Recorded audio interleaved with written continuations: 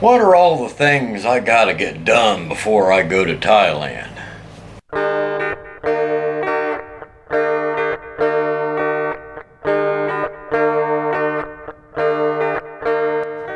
Well, I don't know about you, but I'll tell you what I have to do. And the last one is really important, so don't miss it.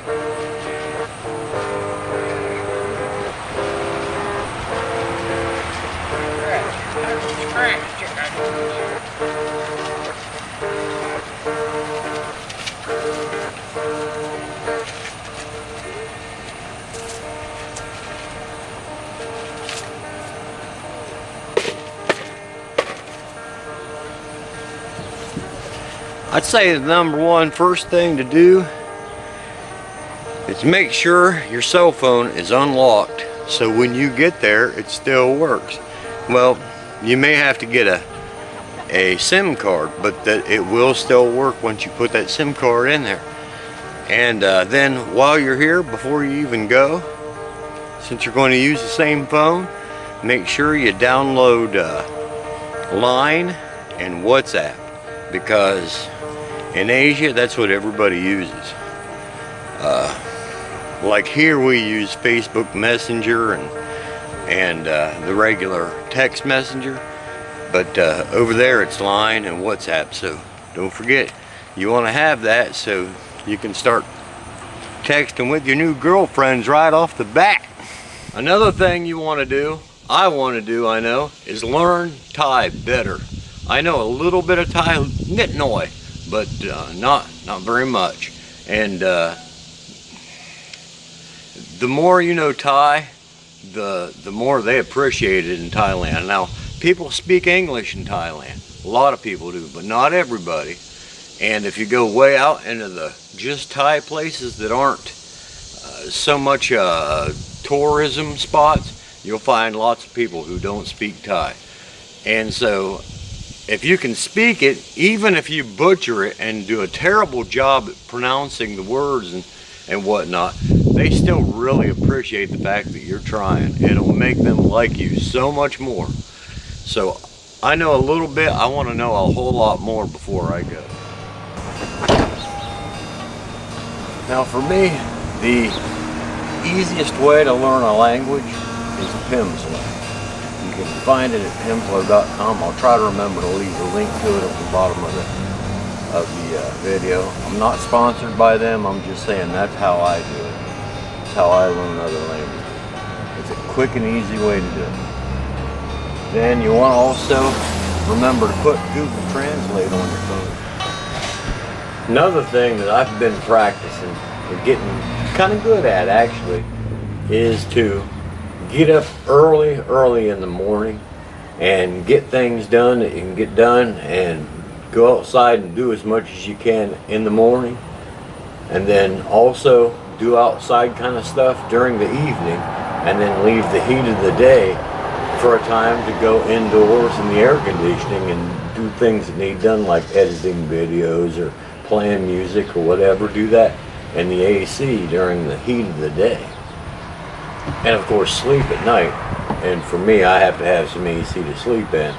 And no matter how acclimated I get, I just need that. So call me weak, I don't know, but that's what I have to have. For me, I need to learn to quit smoking, and I'm doing pretty good so far. It's been very hard, but I'm doing okay so far with that. One that I do really well, but I need to tell you about it, is you gotta eat leftovers.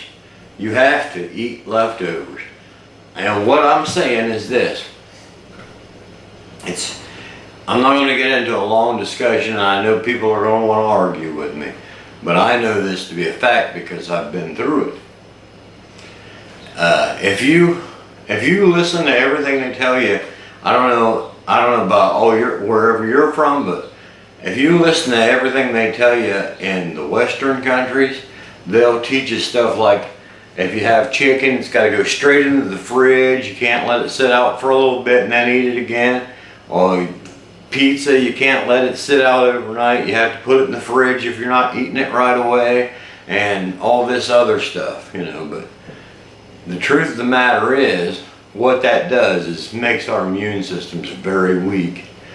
And that is why Thais can go out and eat street food, you know, eat street food from the vendors and not get sick. And then we'll turn around and get sicker than a dog because we don't have the immunity, because we've eaten so clean, if you want to call it that, for so long. So if you're going to Thailand, even if it's not to live, even if it's just for a visit, you need to start letting things sit out a little bit longer and forget about all the BS they teach you, because all they're doing is weakening us. I don't know why they want to do that.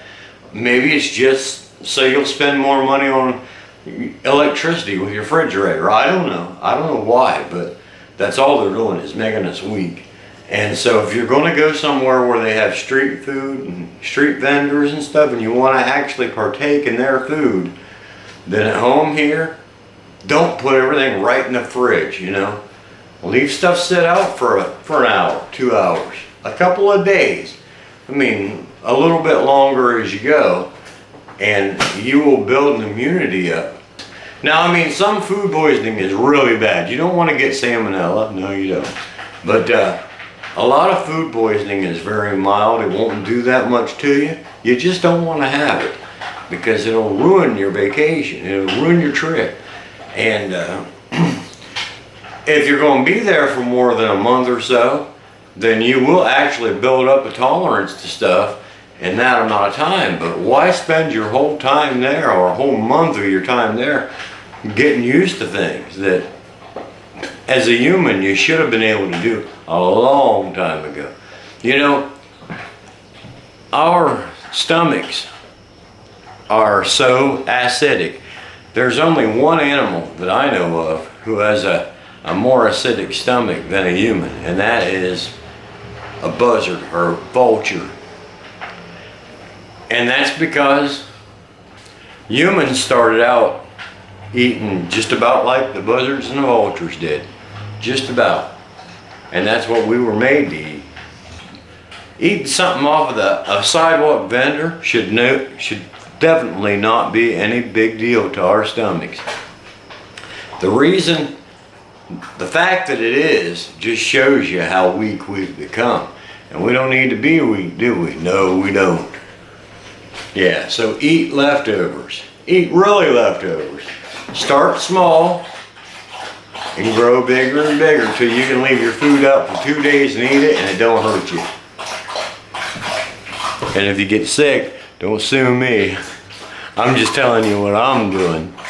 You need to learn to drink bottled water. Or you can get water from a reverse osmosis machine. They're all over the place in Thailand. And because you don't want to drink most of the tap water in Thailand. It's safe to shower in. It's probably safe to brush your teeth, even though some people will tell you it's not. It probably is. But you don't want to get it too deeply in your ears, and you want to drink bottled water or water from a filter machine out in the sidewalk. They have a bunch of them. The hotels always have one. They're all over the place. You look for reverse osmosis. That'll fix you right up. And the last and a very important thing, now I don't know how important it would be for you guys, but it is definitely really important for me because I'm very weak at it. I need to learn a whole lot more. But you need to bargain. When you go to Thailand, bargaining is like part of the conversation. You don't get mad, you don't yell, you don't argue. But when you go to something that is for sale, especially if there's no price written on it, you know, they expect you to bargain. Not for food. Don't bargain for food, but you know, for other things, yeah, you'll see what I mean. You go there for a little while, if you know the language just a little bit, you'll find out what I'm talking about. It's expected to bargain, and if you don't, you're going to get took. And they're really not trying to take you. They just expect everyone to bargain. So that's how it works. I hope you guys are having a wonderful day and have a great week. And today's key comment word is good thang. T-H-A-N-G, good thang. All right, it's kind of a phrase, but hey, we're just gonna run with it. I'd like to thank y'all for watching, and I really appreciate it. And click like and subscribe and do all that stuff and tell all your friends, and we're building an empire on YouTube. All right, thank you everybody, and we'll see y'all next week.